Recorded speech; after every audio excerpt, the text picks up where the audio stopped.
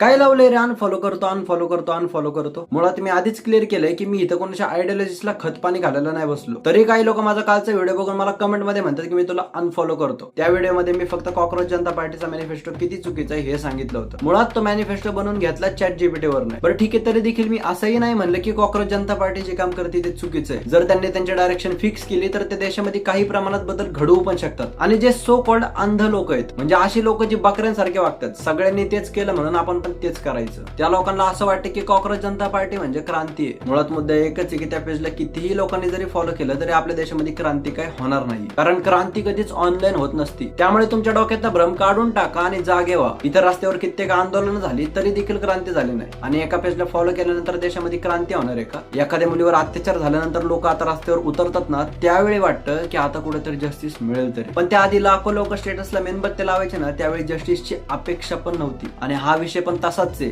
लाखो काय करोडो लोक फॉलो करू द्या, काय नाही होणार. जर तुमच्यात दम आहे तर रस्त्यावर उतरा, मी स्वतः सोबत येतो. आणि त्या पेजला मी फॉलो करण्यामागचं कारण एवढंच आहे, कारण एवढा सगळा युथ एका जागेवर आलाय. त्या ठिकाणी जर त्या युथला चांगला गायडन्स मिळाला तर त्यांना चूक काय आणि बरोबर काय हे समजेल. निदान लोक जागरूक तरी होतील येणाऱ्या भविष्यासाठी, त्यामुळे फॉलो केलं. आणि जे लोक आता कॉक्रोच जनता पार्टीला अंधपणे फॉलो करतात आणि माझ्या कमेंट मध्ये येऊन मला अनफॉलो करतायत, त्यांना मी सांगू इच्छितो की मला तुमच्यासारख्या अंध लोकांची अजिबात गरज नाहीये. देशात क्रांती झाली पाहिजे ह्याचा अर्थ हा नाही की ह्याची गुलामी सोडून त्याची गुलामी करायला पाहिजे. मी सक्षम आहे माझ्या स्वतःचे विचार मांडण्यासाठी आणि मी तेच मांडतो. मुळात जे लोक मला कॉक्रोच जनता पार्टीच्या नावाखाली अनफॉलो करतायत ते अंध आहेत. आज ह्या पार्टीच्या मागे होते त्या पार्टीच्या मागे. यांना मणिपूर जळतंय ते दिसत नाहीये, दिवसेंदिवस पैशाची किंमत खालावत चालली आहे ते दिसत नाहीये, पेट्रोलचे प्रॉब्लेम्स दिसत नाहीयेत, मुली सेफ नाहीयेत हे दिसत नाहीयेत, देशातले गुन्हे वाढतात हे दिसत नाहीयेत, आपल्या देशातली मीडिया कशी विकली गेली हे दिसत नाहीये. जे लोक खरंच यांना जेन्युइनली मदत करण्यासाठी उभे आहेत त्यांना त्यांची तळमळ दिसत नाही. यांना फक्त घरी बसून फॉलो करायला एक नवीन ट्रेंड पाहिजे. ज्यांना अनफॉलो करायचे ते अजून पण करू शकता, मला काही फरक पडणार नाही. पण ज्या लोकांना खरंच वाटतं की हा माणूस जेन्युइनली प्रयत्न करतोय त्यांनी मला नक्की फॉलो करा. माझ्या फॉलोइंग मध्ये असलेल्या बॅकअप अकाउंटलाही फॉलो करा. तुमचे विचार मला कमेंट मध्ये सांगायला विसरू नका आणि हा व्हिडिओ जास्तीत जास्त लोकांपर्यंत शेअर करा.